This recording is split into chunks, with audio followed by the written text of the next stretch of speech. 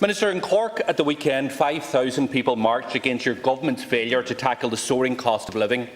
And I have no doubt that thousands more will make to the streets here in the capital city in Dublin this Saturday for the very same reason. Many of those who marched in Cork on Saturday had never protested before, but they felt that they had no other choice. They told their stories of cutting back on essentials, of going without, or of barely just getting by.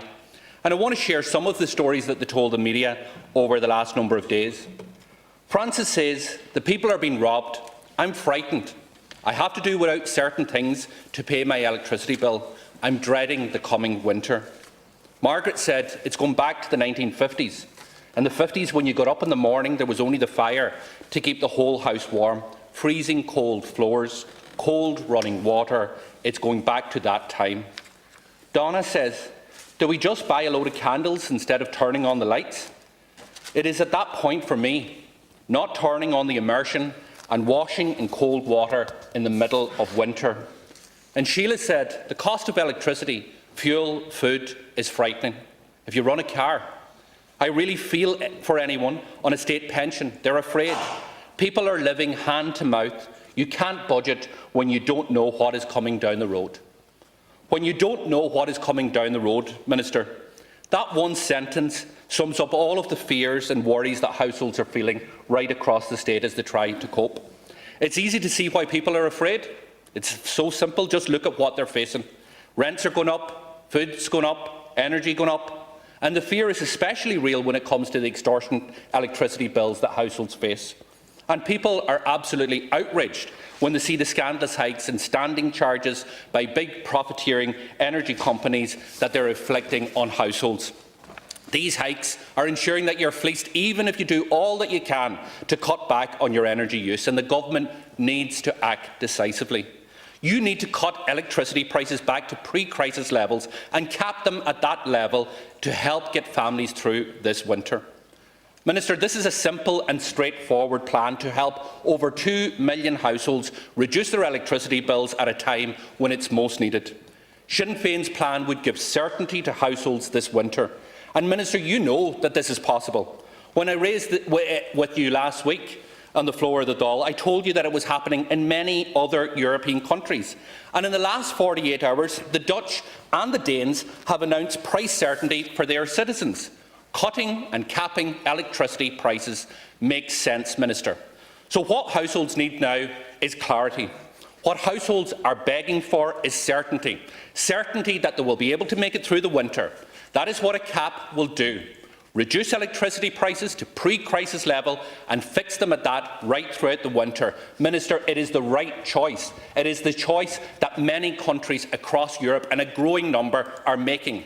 So I ask you again, Minister, will you act? Will you act to cut electricity bills back to the summer of 2021 levels, and will you cap them at that level right through the winter until the end of February? Thank you. Mr. Ryan.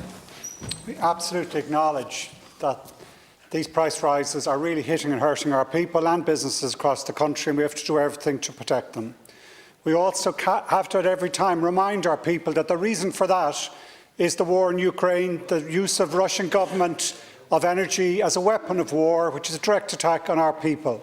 And yes, we will continue, as we've done over the last year, to look at the best way to do so. I don't believe the Sinn Féin plan is the right one, and I want to set out why. It is very similar to what the Tory party are looking to do. In fact, Jacob Rees-Mogg this morning, I believe, set out pretty much the same policy for Northern Ireland. You're following a Tory government approach. I don't agree with it. The first problem in principle is that it would actually benefit the better off, who tend to use more energy, tend to have the bigger houses, tend to have the bigger bills. They would benefit most from the approach that you are suggesting. Secondly, as in the Tory party approach, it would benefit the energy industries. And that is something that we don't need to do this time. What we need to do is to apply windfall charges and actually give that money back to our people, rather than providing a cap where they get a free pass in any amount of after that. Thirdly, I would recommend you read Martin Wolf in the Irish Times today, taken from the Financial Times earlier in the week. The economics of this is deeply uncertain. The potential costs, the potential length, the potential effect with the public purse. And we have to be careful with that, because we need it to provide for the social protection the investment in social welfare increases through this difficult time. So it is simple, your plan, but I don't think it's the right one. And it's not easy, and every country has slightly different circumstances. You have to adopt and look at what the right approach is. But I believe our approach is the right one. First and foremost, with the likes of the investment in the fuel allowance and other social welfare provisions, because we do have to protect those lowest income first and most. Secondly, I believe you're against giving people an energy credit. Well, I argue that is actually the right approach, because such as the prices increases here, it affects everyone. And I don't believe you can just say, well, sorry, you could do it by this cap, but that really benefits the better off. Better to do the credit mixed with social welfare contributions. And third element we do need to do, because businesses are going to be hard hit with this winter particularly, is to look at business supports, which is what we're doing as part of the preparations for the budget package. And again, I think in that, we're best to target. I think there's a particular problem for a lot of small and medium businesses who happen to have some high energy use, be that in a refrigeration system, a heating system, power use, and that's down to the local shop, the local cafe, the local hairdresser, there's a whole variety of businesses that are particularly badly affected. So we should target and address that there. I think that targeted approach in social welfare and how you support business is better than the Tory giveaway which you're advocating. And at the same time, what we need to do and recognise, we've had a lot of debates in this House over the last 2 days, that the fundamental way to get us out of this is to have ambition in the developing of our own renewable power where we're not held to ransom. To also focus and really be good on reducing energy use and be energy efficient and flexible. And lastly, what we're doing is working in a European Union approach, because the real story here is that Vladimir Putin is looking to divide Europe. That's one of the key things he's looking to achieve in this next 6-12-month period. We're working in that European Energy Council and at the heads of government of the European Council to provide a united Europe response. That's why we will use European methods towards windfall taxation. That's why we will work with Europe in terms of how we reform the market, not going with the Tory party in a way that I think does not serve our needs.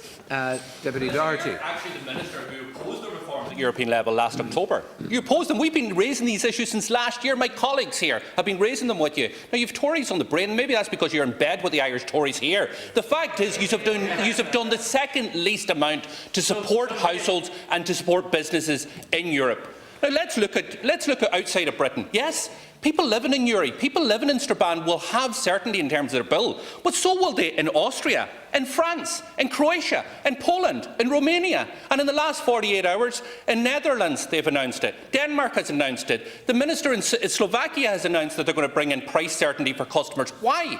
Because this is part of the European toolbox. The European Union set this out, that price certainty is one of the measures that the countries could introduce. Yet your government is asleep and doesn't recognise the pressures that families are under, doesn't recognise what all of those individuals that have, the comments that I put on the floor of the Dáil, the concern that they have from skyrocketing energy prices. So we need two things. We need to bring the energy prices back to where they were pre-crisis level, and then we need to keep them there for the winter. So explain to me, why do you oppose what Austria has done, what France has done, what Croatia has done, what Poland has done, what Romania has done, what the Danes have done, what the Dutch have done, or what Slovakia is going to do? This is simple.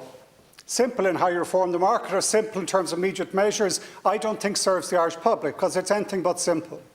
But in that Energy Council, we've been centrally involved in working with the Commission. I brought many of the energy ministers here to Dublin last week, where we continued to discuss what's the right approach. And every country has slightly different circumstances. But the 5-point plan presented by the Commission for the immediate response in the next 6 months is the right one.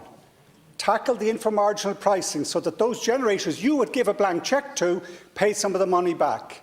Take on the fossil fuel industry, in terms that they also have to make a solidarity contribution. Recognising that we need liquidity supports, because this is a time at risk that the energy companies could fall. Critically, be good at energy efficiency and demand management, because that's a way to save money for our people. By being clever in how we use energy, we can actually protect our people. Please, Deputy, let the Minister answer.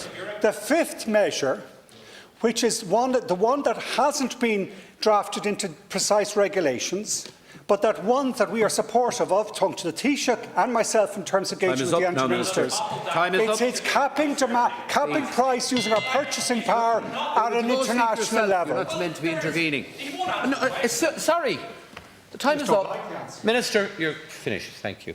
We go next to